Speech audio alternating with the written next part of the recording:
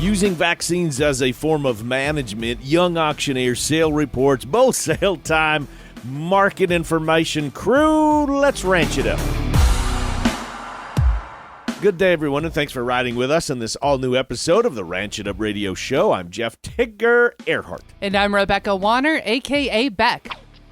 A big thanks goes out to our partners, the DLCC Ranch, the Miles City Bucking Horse Sale, Pharmatan and Imogene Ingredients, the Tri-State Livestock News, the Farmer and Rancher Exchange, and the Fence Post, Westway Feed Products, Allied Genetic Resources, Livestock Market, Equine Market, and AuctionTime.com, RFD TV, the Cowboy Channel and Wrangler. Cow Country News, you know, the cow stuff. Here's what is blowing up the news, and it is a big one. I'm heading to the Western Egg Reporter for this update. At the 121st Convention of the National Farmers Union, USDA Secretary of Agriculture Tom Vilsack announced a proposed rule regarding the voluntary Product of USA label for meat, poultry, and egg products.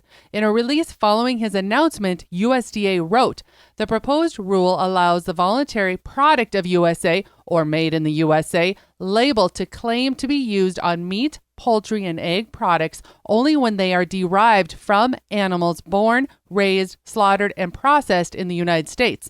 The announcement delivers on one of the key actions in President Biden's executive order on promoting competition in the American economy and a commitment made in the Biden-Harris administration's action plan for a fair, more competitive, and more resilient meat and poultry supply chain.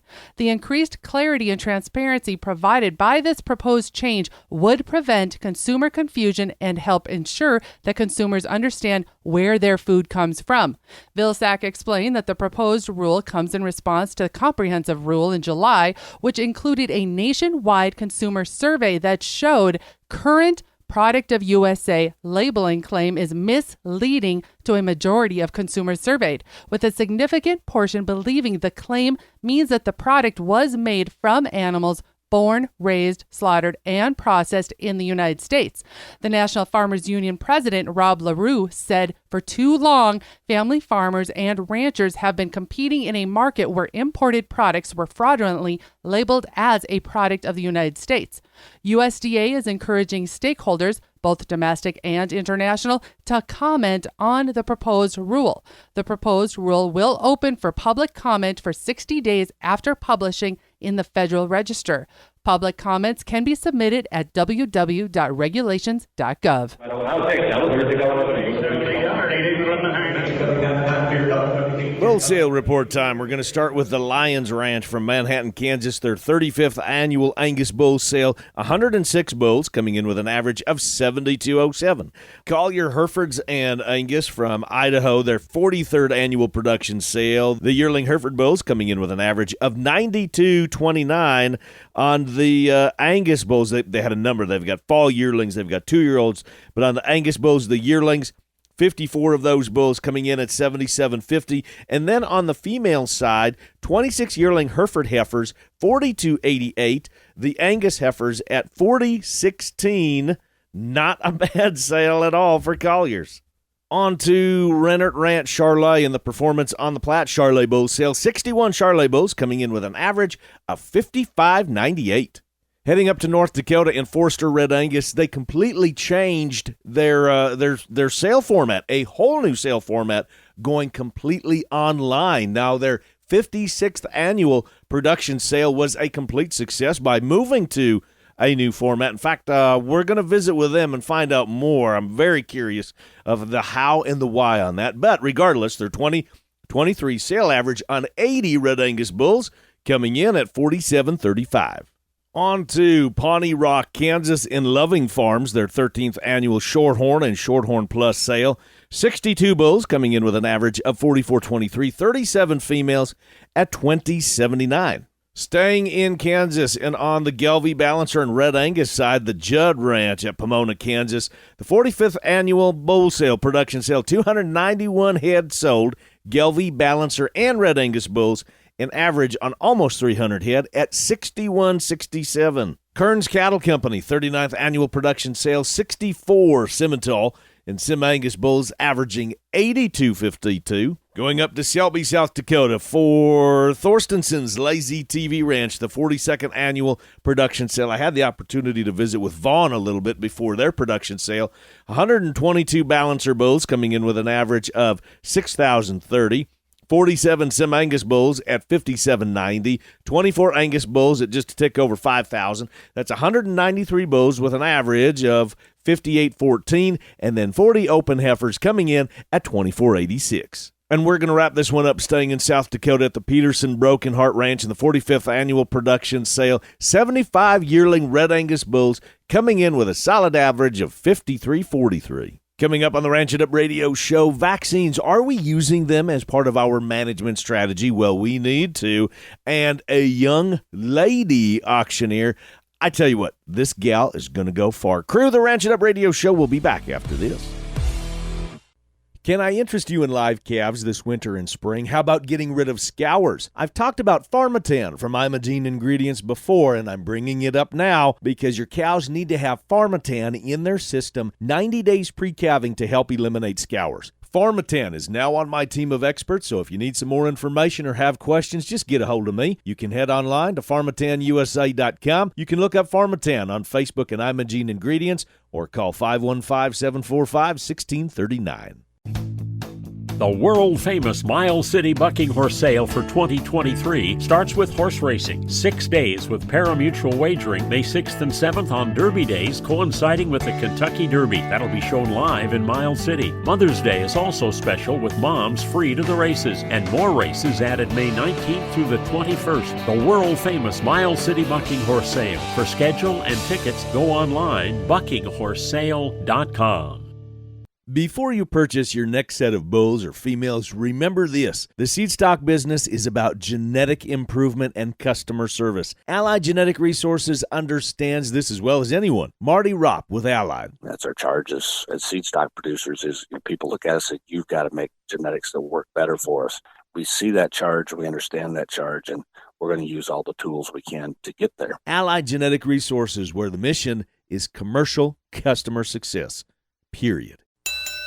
Let's get it on. Cattle Battle. Welcome back, everyone, to the Ranch It Up radio show. As much information as we can pack into a 30-minute program as possible. Spring calving, man, it is begun for so many of us, and I wanted to tackle a management strategy of vaccines. Do we use them? How do we use them? Do we understand them? And especially at this time of year when we're calving those heifers. Maybe the heifers are done. We're moving on to the cows. Maybe we're just starting. Maybe calving will be yet in another month or so, but we need to be thinking about our vaccination program as part of our management. Joining me today is Dr. Mark Alley. Had him on the show many times before. Dr. Mark Alley, managing veterinarian with Zoetis Technical Services. We are in one of two time frames where the majority of our cows are calving as we speak. So dangers of unvaccinated cows. Let's start kind of with that 30,000 foot level in terms of an animal husbandry perspective. Yeah, so when you start thinking about it from the cow-calf side of it, reproductive efficiency is the way that a cow-calf operation is going to make money. And they've got to have a calf each year. And you've got to have a live calf. Boom, right there, yeah. You've got to have a live calf each year. And really the best way that we can think about vaccines is it's an insurance policy. We don't know that animal is going to ever get exposed to viruses or bacteria, and it's our job as good cattle owners to actually think through and recognize that if we can get them protected while they're open, primarily right after that calving, we get ready to put them in with the bull. Now we've got them protected when that calf is early in gestation, and depending on which product you use, we should get enough protection to go all the way through the whole gestation period. And subsequently, if we have a good job there, we're also going to get some of those antibodies passed through the colostrum and get some protection for that calf. So passive immunity. It's a whole complete system thing, and it really does begin with that cow prior to breeding.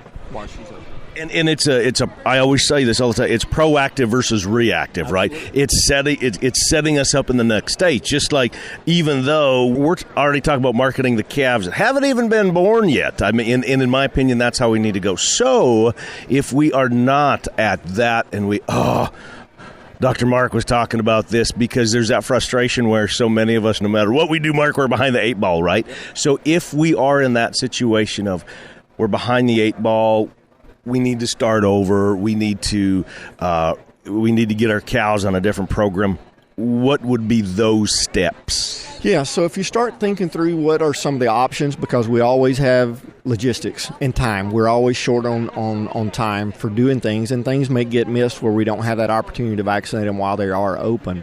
So there are products like Cattle Master that allows you to be able to use that in an animal that is pregnant or open, so it's safe for any stage of gestation in those animals, and we can incorporate that in, and then that allows us to get some very, very good protection.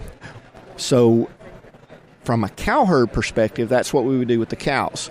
The key is if we can go back and even take a step back and really think about setting that heifer up, that's the key. And we use those modified lives like Bovishield in those heifers prior to breeding. Then we have some options available to us on the cows, and we can get very similar protection with Cattle Master that we've demonstrated in some of the research that was done at Auburn. If we can get those modified lives like Bovishield in the heifers prior to that breeding time.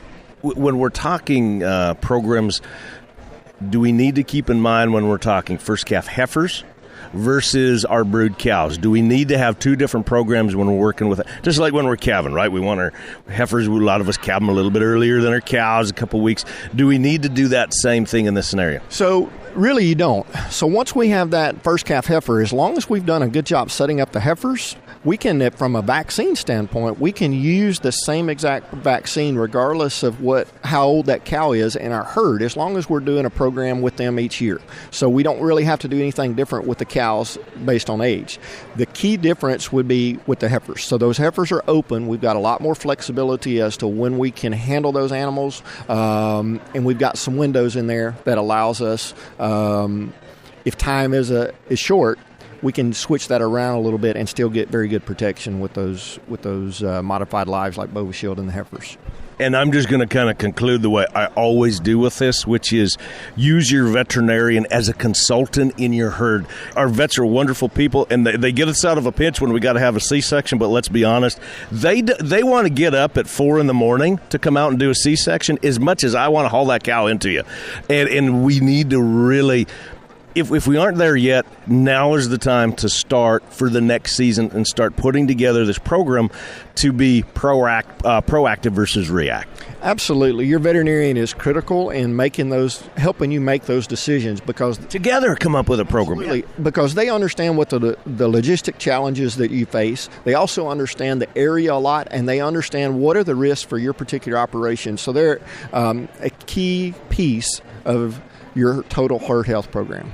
Dr. Mark Alley, good to visit with you one more time, my friend. For more information, you can always check out Zoetis and their line of products at any time. But moreover, I'm going to come back to what Mark and I were just talking about there. Check in with your veterinarian. If you don't have that relationship, start developing that relationship.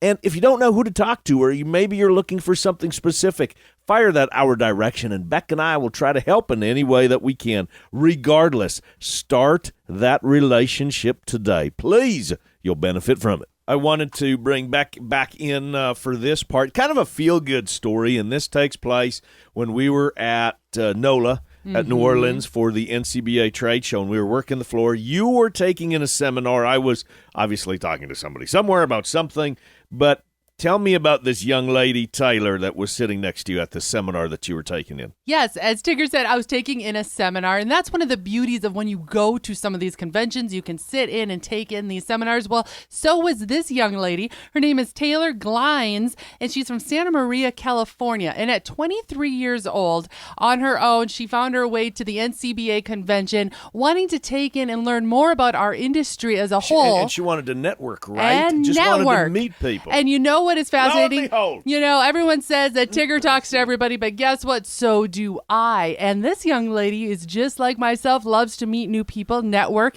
and we got into a great conversation, especially when I found out she is a female auctioneer. And that's not that common. It should be more common, but it's not in a fairly male-dominated profession. So she comes from a lineage of auctioneers. So when I walked by and we had connected, you said, and I said had you the have to meet recorder. her. I Yeah. said, Tigger, come here. You have to visit with Do Taylor right now. Do a little interview. You said you got to put her on the air. This gal, she's got it going on. So, Taylor, give us a little background, if you would, please. So I'm a third generation auctioneer. My granddad is an auctioneer and my dad is also an auctioneer. And, driving to school, most kids, their dads turned on the radio and they listened to classic rock or old country. And my dad played Max Olivera and Ralph Wade auctioneer tapes. So yes, sir.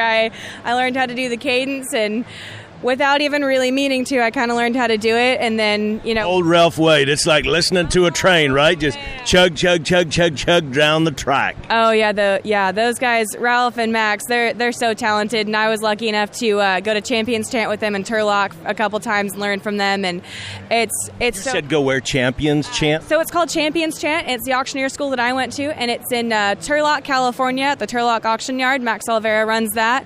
And the first time I went was just to, kind of learn the basics. So, my dad just kind of said, I've never heard you chant. I want to hear it. And so I just kind of went off, and he goes, all right, I'm going to send you to auction school.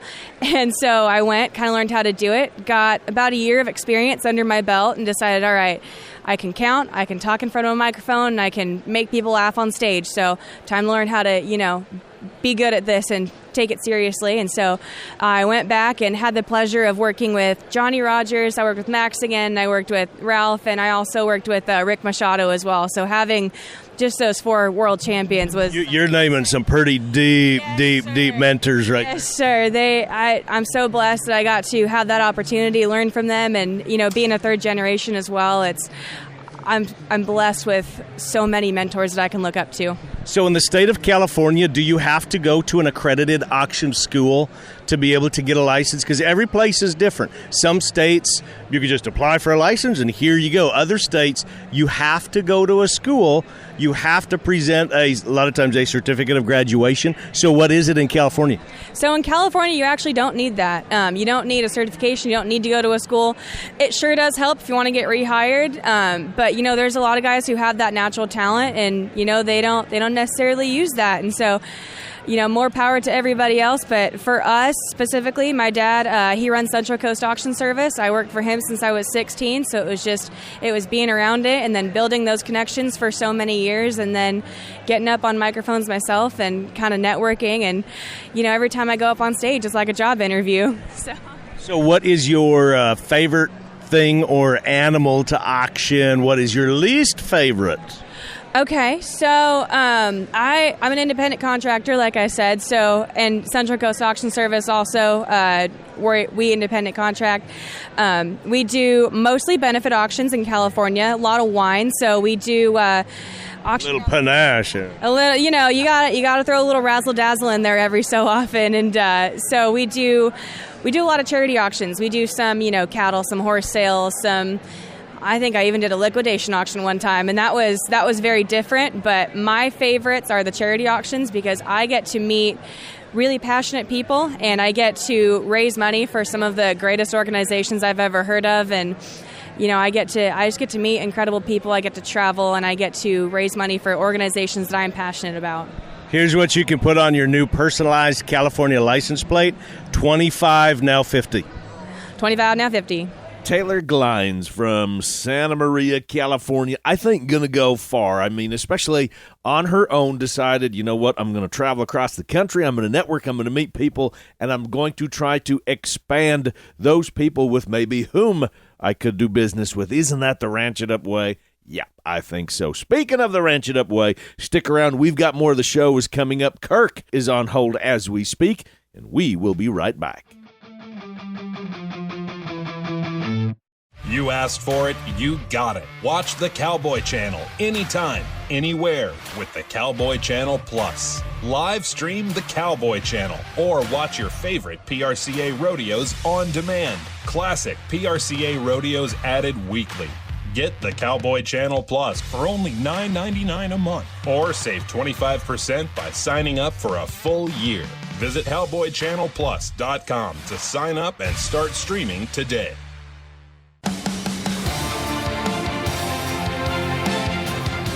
We are a Westway feed family of nearly 300 people working together to deliver over 2 million tons of product to our customers annually. We are Westway. Together as a team, we're working together to do great things to feed the people of this country. At Westway, yes, it's about our feed, but it starts with passion. Check out livestockmarket.com. Sales manager for livestockmarket.com, Mark Vanzi. Livestockmarket.com is a centralized online platform for online sales of all types of livestock, as well as hay and straw. Livestockmarket.com is brought to you by Tractor House and Auction Time, the industry-leading marketplace for connecting buyers and sellers of farm equipment. The online platform that works without all the restrictions. Livestockmarket.com. On Facebook, too.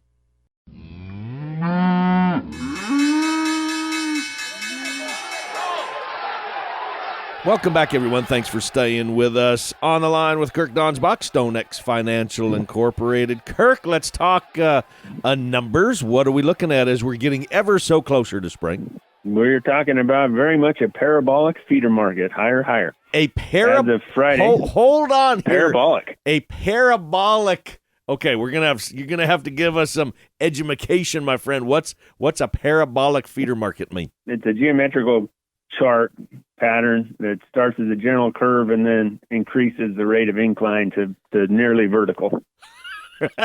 Okay, so how does that relate to us with the markets? Yeah, I mean, the feeders are nearly vertical. Perfect. Okay, 1, 2, 3, go. As of Friday, March 3rd, March feeders closed the week at 190.025. That's up 90 cents on the week, with the CME feeder index at 185.43, also up $2.66 on the week. That leaves our basis at negative $4.57. That is quite wide as March enters expiration month. So we'll either need cash to continue to rally to the board or futures to settle back to cash at some point this month. April live cattle closed the week at 165.52.5. That's up a quarter of a penny on the week. Cash traded mostly at 165 early Friday in all regions. That leaves our 5-area weighted average on steers at 164.84. That's up $1.19 on the week. And our basis at a negative 58.5 cents versus April futures, a very normalized basis for April futures. Choice boxes closed the week at 289.32. That's up another $2.04, with estimated spot packer margins at $125 a head. In conclusion, March corn closed the week at $6.4775. That's down 2.25 cents on the week. So those people wanting a little bit more information, or to, as we always say, to kind of start this communication ball rolling, or if you have some questions for Kirk, one of the best ways, or we're going to say the best way to start, is by texting the word cattle, CATTLE, to 33777. And then, Kirk, if somebody does that, they're listening to the program right now, and then by the following week, will they get on your newsletter list and start getting a lot more information? Is that about the turnaround time? Yeah, I would say that would be about it. It is that kind of launches the system, and then you've got to create a password and do some other things. So it does take a little bit of work after you text that, but texting cattle to that number kind of launches the process. Feedstock producers. Do you have a personalized website yet to promote your brand, your name, your sale, your genetics? Custom-built websites from livestockmarket.com are the industry's most affordable and fastest way to have one built. Work with a cattle marketing rep and a professional graphic artist to design a website that tells your ranch's story and impresses upon your customers who you are and what you're doing. Plus, websites hosted by Livestock Market are linked directly to your online livestockmarket.com account. This means your private treaty cattle for sale listings simultaneously appear on your website and livestockmarket.com, the world's largest private treaty cattle sales website. Internet bidding for live production sales can also be integrated directly into your website. No more sending your customers to a third-party platform to place bids on your sale. They stay and bid right on your site. To learn more, call us at 844-775-4762 or check us out online at livestockmarket.com. I tip my hat to you, from one legend to another. Before we say fare thee well, one final tip of the hat, and that goes out to all of you veterinarians, the veterinarian techs, the veterinarian assistants, all of those that are taking that 2 a.m. call that nobody wants to get, but you know what? You always answer the phone, and you're always there for all of us out in the field. We sure do appreciate it. You know, and hopefully there's going to be less and less of those, but it's inevitable. I mean, it is that time of year. It is. And you know what? A quick tip of the hat, too, to the spouses of those individuals and being understanding, because it takes a village, doesn't it, in anything we do these days. Yep. I'm glad you threw the spouses in there, too. And now that's going to wrap it up for today. A big thanks from our crew to yours. Dr. Mark Alley with Zoetis Animal Health. Taylor Glines, best of luck to you in your auctioneering career. What a nice young lady. Oh, she was such an amazing Mark lady. Vanzie with LivestockMarket.com, Kirk Donsbach, StoneX Financial Incorporated, and, of course, to you, the Boss Lady. A big thanks to our partners, DLCC Ranch, the Miles City Bucking Horse Sale, Pharmatan and Imogene Ingredients, the Tri-State Livestock News, the Farmer and Rancher Exchange, and the Fence Post, Westway Feed Products, Allied Genetic Resources, LivestockMarket.com, EquineMarket.com, AuctionTime.com, RFD TV, the Cowboy Channel, and Wrangler. And crew, so glad you all came with us one more time as we ranch it up. Be sure to like and follow us on Facebook at Ranch It Up Show. We've got multiple updates, that we put on there each and every week. Our email is ranchitupshow@gmail.com. Call and text us 24/7 at 707-RANCH-20. That's 707-726-2420. Spread the good word and join us again next week where it's always Tigger approved. Stay ranchy and ranch it up.